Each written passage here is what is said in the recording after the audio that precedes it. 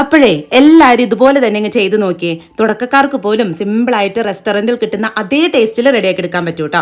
ഞാനിവിടെ ഒരു 4 ഉരുളക്കിഴങ്ങും ഒരു ക്യാരറ്റും കട്ട് ചെയ്തൊരു കുക്കറിലേക്ക് ഇട്ട് അത് മുങ്ങിക്കിടക്കാൻ ആവശ്യത്തിന് വെള്ളവും ആവശ്യത്തിന് ഉപ്പും ഇട്ട് ഹൈ ഫ്ലെയിമിൽ 2 വിസിൽ, ലോ ഫ്ലെയിമിൽ ഒരു 3 വിസിൽ. ഇനി വെളിച്ചെണ്ണ ഒഴിച്ച് ചൂടായ പാനിലേക്ക് 1/2 ടീസ്പൂൺ കടുകും 1 ടീസ്പൂൺ ഉഴുന്നും 1/4 ടീസ്പൂൺ മാത്രം ചെറിയ ജീരകവും പിന്നെ ഒരു 2-3 വറ്റൽമുളകും 1/2 ടീസ്പൂൺ മഞ്ഞൾപ്പൊടിയും ഓരോ ടീസ്പൂൺ വീതം ഇഞ്ചി വെളുത്തുള്ളി ചെറുതായി അരിഞ്ഞത് ഇട്ട് ഒന്നങ്ങ് വഴറ്റിയിട്ട് വലിയൊരു സവാള കനം കുറച്ച് അരിഞ്ഞതും ഇത്തിരി കറിവേപ്പിലയിട്ട് ഈ സവാള ട്രാൻസ്പെറന്റ് രീതിയിലാകുന്നത് വരെ മാത്രം വഴറ്റി അതിലേക്ക് നമ്മൾ വേവിച്ച് വെച്ചിരുന്ന ഉരുളക്കിഴങ്ങ് ചേർക്കാം. പിന്നെ ഞാൻ മറന്നു പോയതിന്റെ പേരിൽ ഒരു 3 പച്ചമുളക് വഴറ്റി ഇപ്പൊ ചേർക്കുന്നുണ്ട്. നിങ്ങൾ ചെയ്യുമ്പോൾ സവാളയുടെ കൂടെ ഇട്ട് കൊടുത്താൽ മതി കേട്ടോ. എന്നിട്ട് ഉരുളക്കിഴങ്ങും ക്യാരറ്റും നല്ലപോലെ ഉടച്ചെടുക്കാം.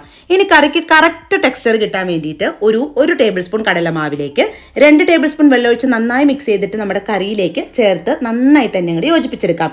ഇങ്ങനെ അത്രേ ഹോട്ടലുകളിലൊക്കെ ചെയ്യാം. ലാസ്റ്റ് എന്ത് ചെയ്യണം, കുറച്ച് മല്ലിയിലയും കൂടി ഇട്ട് മിക്സ് ചെയ്തെടുത്താൽ സംഭവം സെറ്റ്. നമ്മളിവിടെ പൂരിക്ക് കോമ്പിനേഷൻ ആയിട്ടാണ് ഉണ്ടാക്കിയിട്ടുണ്ടായിരുന്നത്.